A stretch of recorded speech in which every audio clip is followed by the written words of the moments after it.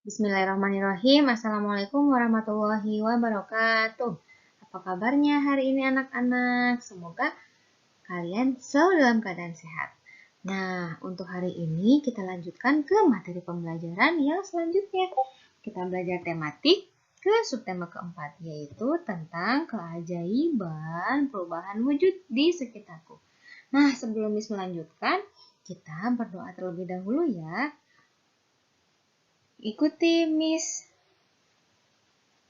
Bismillahirrahmanirrahim. Allahumma inni as'aluka ilman nafi'an wa rizqan thayyiban wa amalan mutaqabbalan. Rabbi zidni ilman warzuqni fahman birahmatika ya arhamar rahimin. Amin. Allah, please give me meaningful knowledge, blissful gift, and granted deeds. Allah, please increase my knowledge and grant me comprehension. Alhamdulillah. Terima kasih anak-anak yang sudah ikut membaca doa pada pagi hari ini.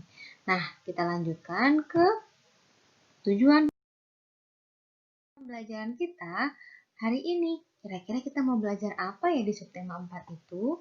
Yang pertama adalah hari ini kita semua, Miss dan juga kalian akan belajar tentang kerjasama sebagai pengamal dari sila ketiga Pancasila. Yang kedua, anak-anakku semuanya akan memahami sikap bersatu dalam sebuah keberagaman dan manfaatnya. Yang terakhir adalah kita akan memahami keajaiban perubahan wujud benda di sekitar kita. Langsung saja ke materi selanjutnya ya. Nah, di sini kerjasama itu dilakukan untuk hal-hal yang positif karena bisa mewujudkan persatuan dan kesatuan. Wah, anak-anak Misyuni semuanya pasti sudah ingat nih, kalau persatuan dan kesatuan itu siapa yang bisa tebak? Sesuai dengan sila ke pohon beringin, berarti sesuai dengan sila ketiga. Nah, diantaranya itu dengan saling tolong-menolong, saling membantu, bekerja sama, itu akan sesuai dengan sila ketiga Pancasila. Apa sih manfaatnya kalau kita bisa melaksanakan hal-hal sesuai dengan seperti digambar? Tolong-menolong, saling membantu. Manfaatnya, yang pertama, kalau kalian itu saling tolong-menolong dan kerjasama, itu punya banyak teman. Yang kedua, kalau punya banyak teman berarti meningkatkan persaudaraan. Yang ketiga, pekerjaan yang dikerjakan bersama-sama itu akan lebih ringan dan cepat selesai. Yang keempat, bisa meningkatkan kerukunan, persaudaraan, kerukunan, dan menumbuhkan rasa toleransi. Jadi tidak ada rasa egois satu sama lain. Nah, itu manfaat daripada bersatu dalam sebuah kerjasama tim yang bagus. Kita lanjutkan. Nah, nanti setelah ini akan ada beberapa video yang harus kalian lihat tentang peristiwa perubahan wujud. Nanti akan ada play video gimana sih proses pembuatan garam, gimana sih proses pembuatan gula merah, dan bagaimana proses terjadinya hujan. Simak baik-baik ya video selanjutnya.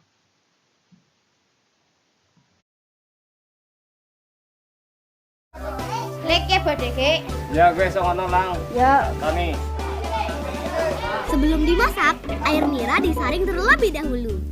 Soalnya banyak serangga kecil suka hinggap saat air nira disadap.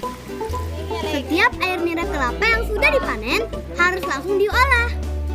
Jika tidak, air nira akan semakin asam dan tidak bisa diolah menjadi gula. Proses pembuatan gula semut hampir sama dengan membuat gula merah. Air nira dimasak hingga mengental. Sesekali adonan diaduk-aduk.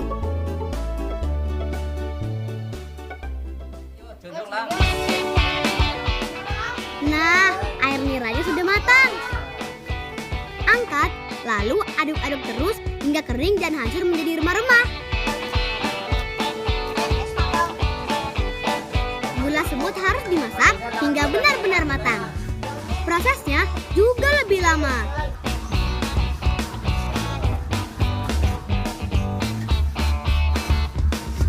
Selanjutnya, gula merah ini dihaluskan dengan batok kelapa sampai benar-benar halus.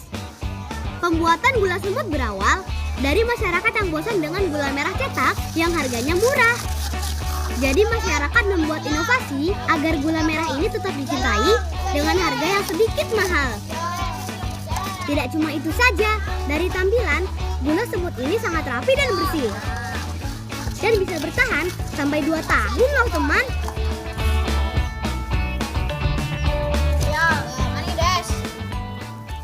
Lang, dia sih wis digerus, gari di kawangan terus diayak ya. Ya mbak, jangan ya.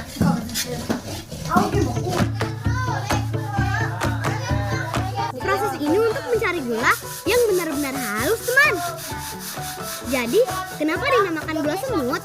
Karena bentuknya seperti rumah semut yang ada di permukaan tanah.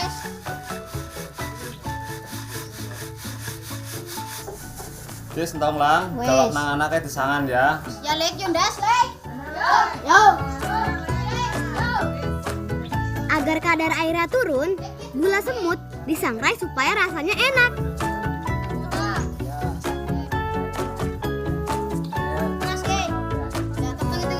Aduk-aduk sampai matang merata.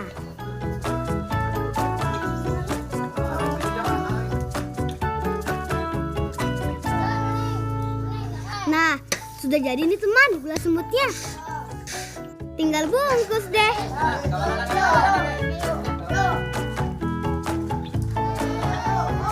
Oh iya teman, harga gula semut ini 1 kilogramnya Rp25.000. Gula semut juga bahan tambahan untuk membuat vino teman. Seperti apa proses membuatnya? Yuk ikuti kami.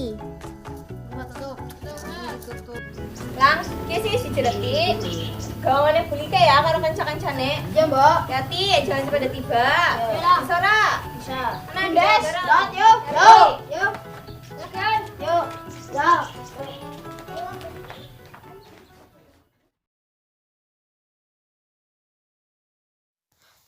Proses pembuatan garam yang pertama, di pinggir pantai petani biasanya menyiapkan petak tambak.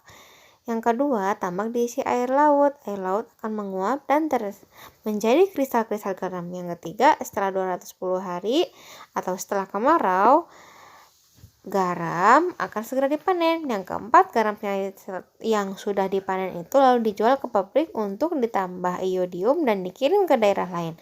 Nah, berikut adalah proses pembuatan garam. Semoga anak-anak bisa memahaminya. Nah, untuk selanjutnya kita akan melihat proses terjadinya hujan.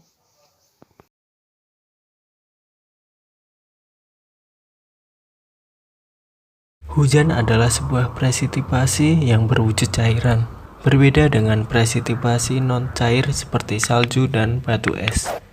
Hujan memerlukan keberadaan lapisan atmosfer tebal agar dapat menemui suhu di atas titik leleh dan juga berasal di atas permukaan bumi. Terus bagaimanakah proses terjadinya hujan dari awal hingga akan turun hujan? Yang pertama, air menguap karena panas matahari. Matahari adalah sumber energi yang telah menerangi permukaan bumi. Efek panas matahari juga menjadi awal mula terjadinya hujan tersebut. Panas matahari dapat menyebabkan air lalu menguap ke udara, baik itu dari laut, sungai, atau air danau, serta juga air dari kandungan makhluk hidup lainnya. Yang kedua, uap air menjadi padat dan terbentuklah awan.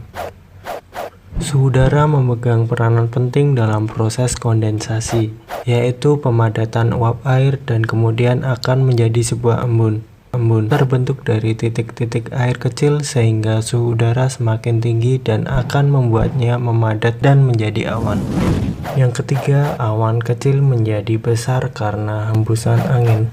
Adanya hembusan angin kemudian dapat membuat awan yang sudah terbentuk bergerak ke tempat lain.